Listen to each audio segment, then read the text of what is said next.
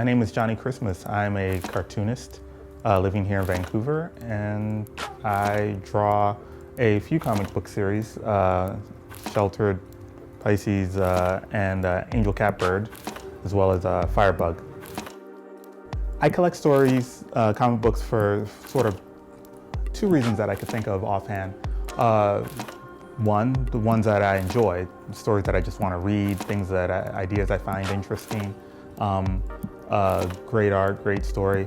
The second reason is sort of professional development and collecting samples. So if someone's doing something particularly interesting, I feel like I need a sample of that art just so I can reference it or use it in some way, like if someone's drawing water in some way that I'd never even imagined that someone could sort of make ink translate water, then I would need a sample of that just so I can sort of log that away somewhere.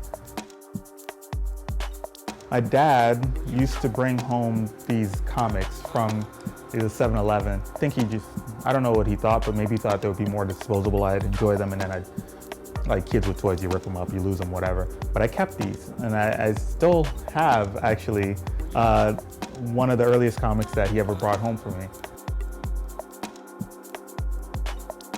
I like to go into the shop, I like to see what's on the stands, I like to talk to the proprietor and see what they're reading and if there's anything they would recommend that I wouldn't sort of think of offhand. I think some of my stories that have taken place in Vancouver, why not Vancouver? I think there are lots of stories that can be told in any city. And this happens to be my city, and I'm very proud of this city, and I like the city very much.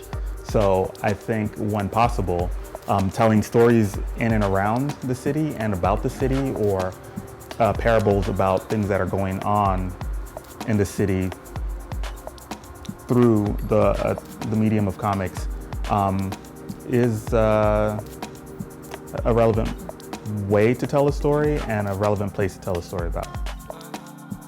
I think what's most exciting to me is process, the creation of the work, having the work come to life, and the sort of interplay between what I had for lunch and what I'll be drawing in the afternoon, and how those things day to day sort of influence the work that's coming off the line.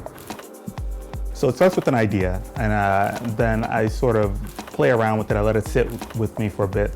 The beauty of having a lot of projects on the go is that while I'm drawing one or inking another, I can sort of be conceiving another.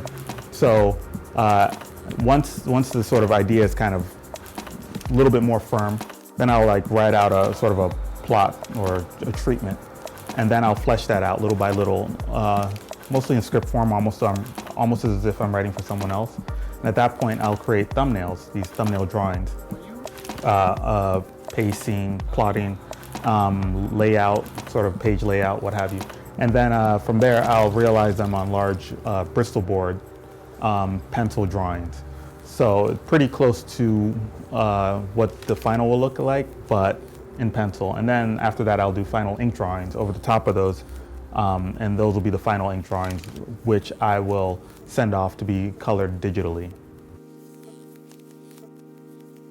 I don't have future plans for my collection. I think my collection is a living, breathing thing, so it'll be what it will be in the future. I don't really think about it so much in terms of what it will come to, because it's its own animal.